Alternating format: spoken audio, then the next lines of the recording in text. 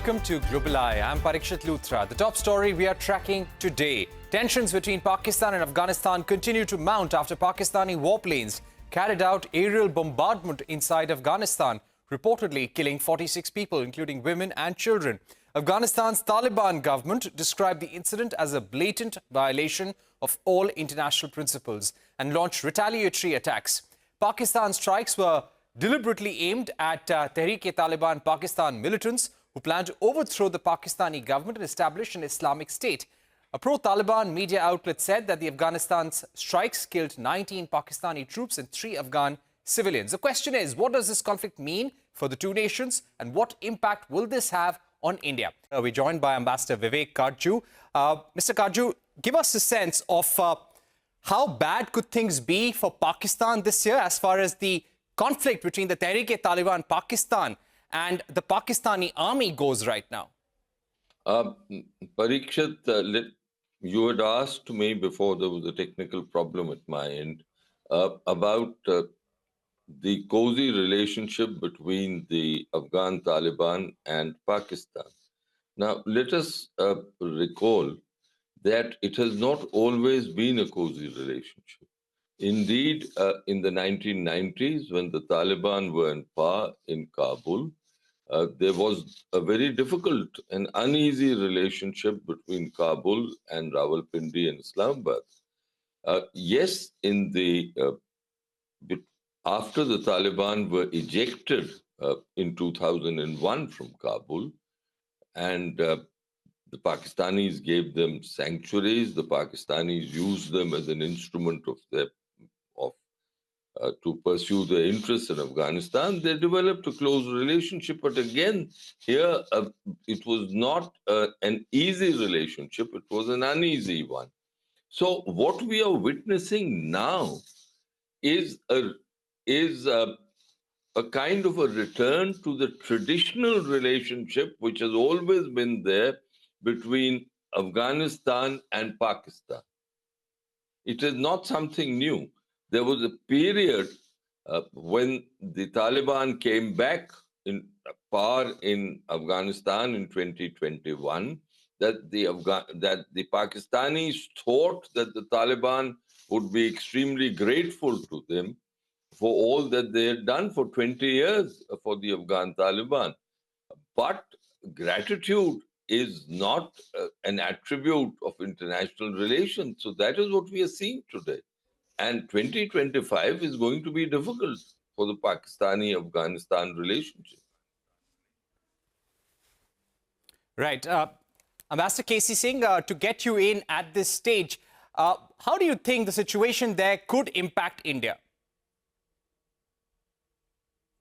Are you asking me? Yes, Ambassador KC Singh.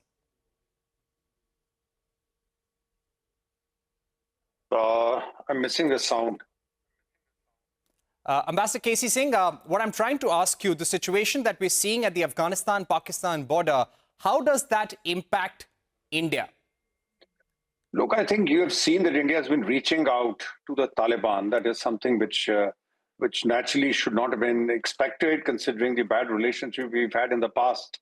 But I think sensing the differences between let's say, the nationalism that Taliban is displaying and the degree of independence is trying to assert, obviously India then got space to enter there.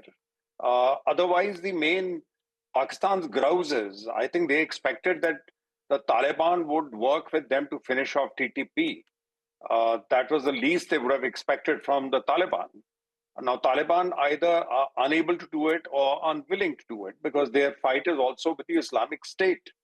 So there is much happening within Afghanistan that may not be visible because the primary enemy that they have today domestically is the Islamic State. Therefore, have TTP got links to the Islamic State? Are the fighters moving between them? So there is an internal dynamics because of which I think Afghans are not able to or not willing to move against the TTP. Now, unless that is done, Pakistan feels that this is a betrayal because TTP is fueling the terrorism in Pakistan, in the tribal areas and beyond. Now, I don't know whether you can't say it's directly linked, But to have Imran Khan, a Pathan, in jail and pushed there by the army is obviously not very helpful, because he has strength in the tribal areas, in Pakistan's tribal areas, and those are connected to the other side in Afghanistan. The Durand line has never been accepted by the Afghans. So there is and Pakistan has been building a fence. They've been trying to de-link the Afghan Pashtun from their own Pashtun. So it's a complicated situation, which I think Pakistani military will find very difficult to handle. But it's a case of not realizing that you cannot expect a group which has ruled Afghanistan in the past for centuries to become a Pakistani proxy. Up to a point, that is fine, but then their own nationalism comes up, and they also want independence of thinking and action. Right. Vivek Karju, to get you in at this stage, when it comes to the Afghan Taliban right now, what is their strength? If we compare both countries right now, the military strength of Pakistan, the strength of Tehreek-e-Taliban Pakistan, and the Taliban regime itself, who has a stronger hand in this conflict?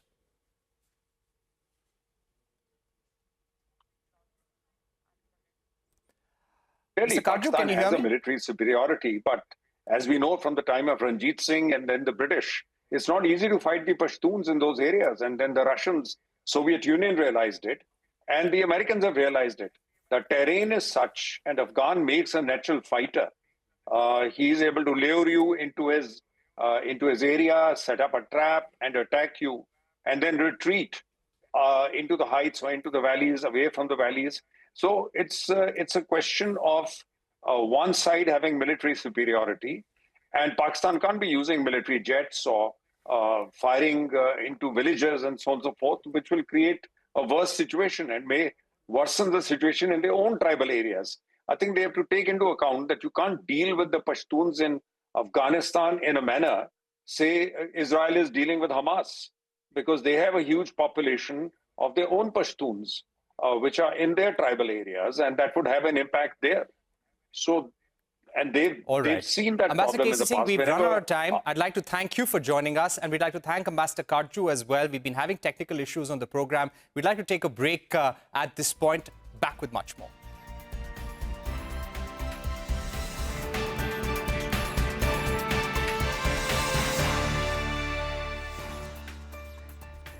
Moving on to the next important story we have been tracking all week. A major political controversy has erupted in the United States over H1B visas, sharply dividing the Trump camp ahead of his swearing in.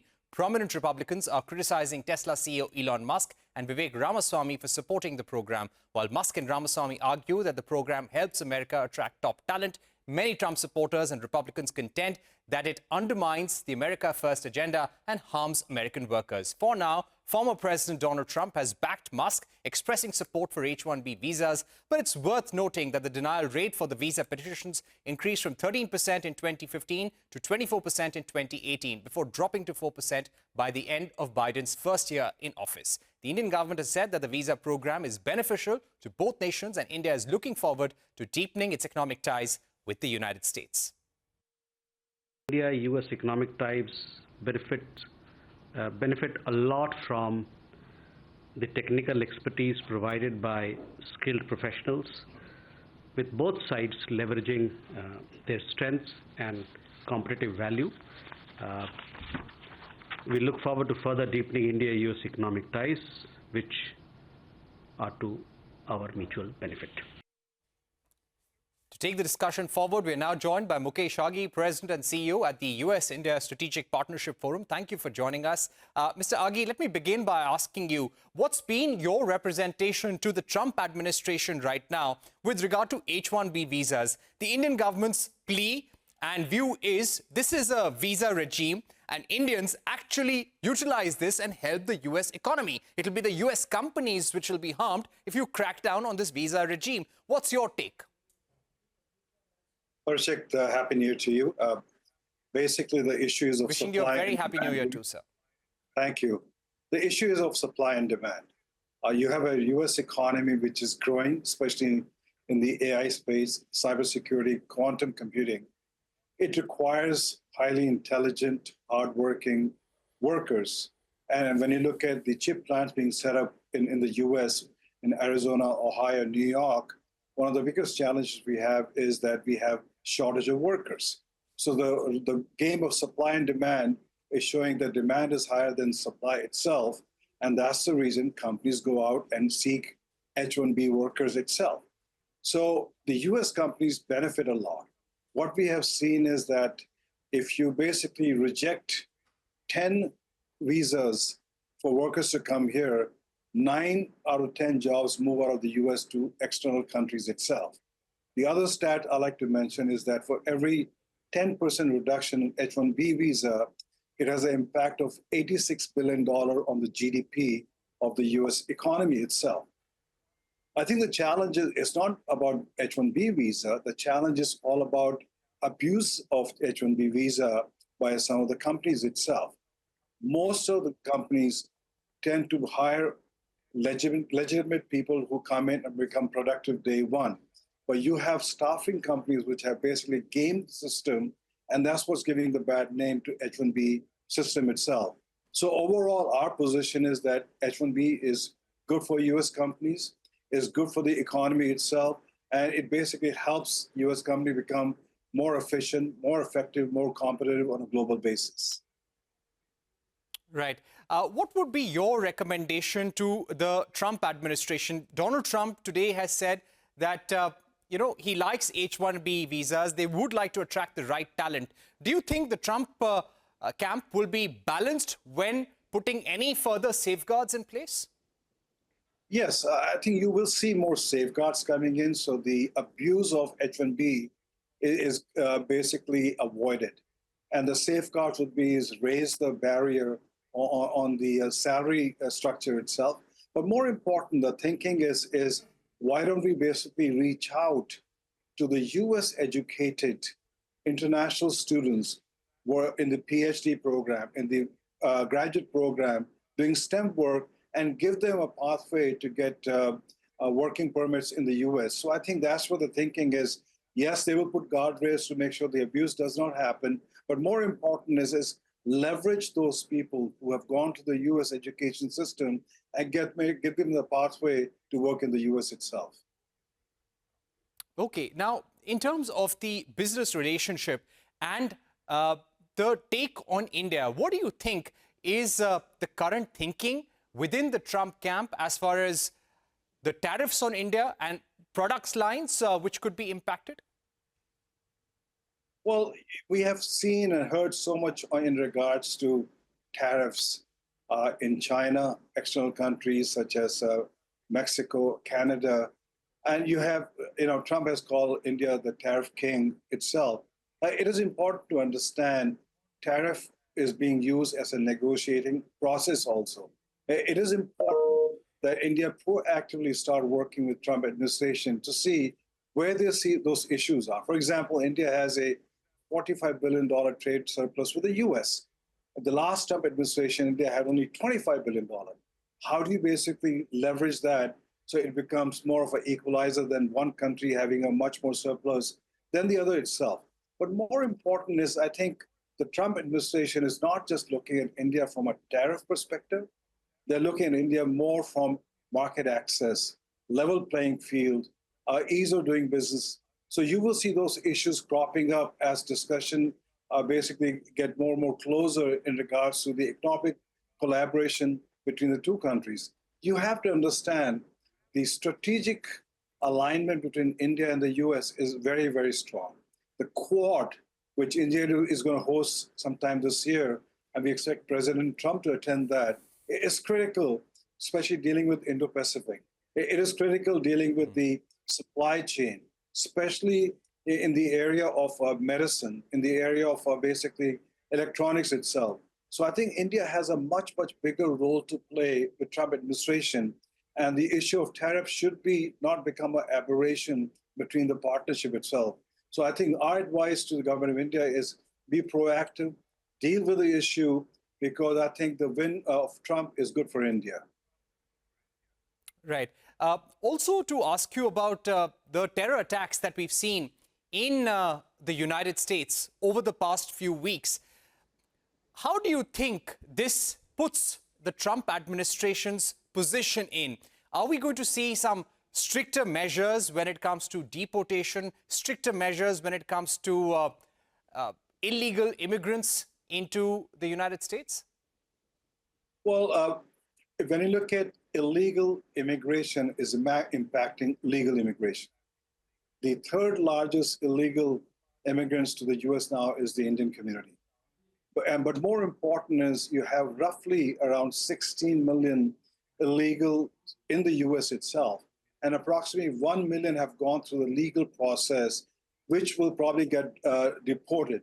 So from a political perspective and from a basically process perspective, you will see a massive effort of deportation. Roughly, we have around 140,000 Indians who are in that stature also.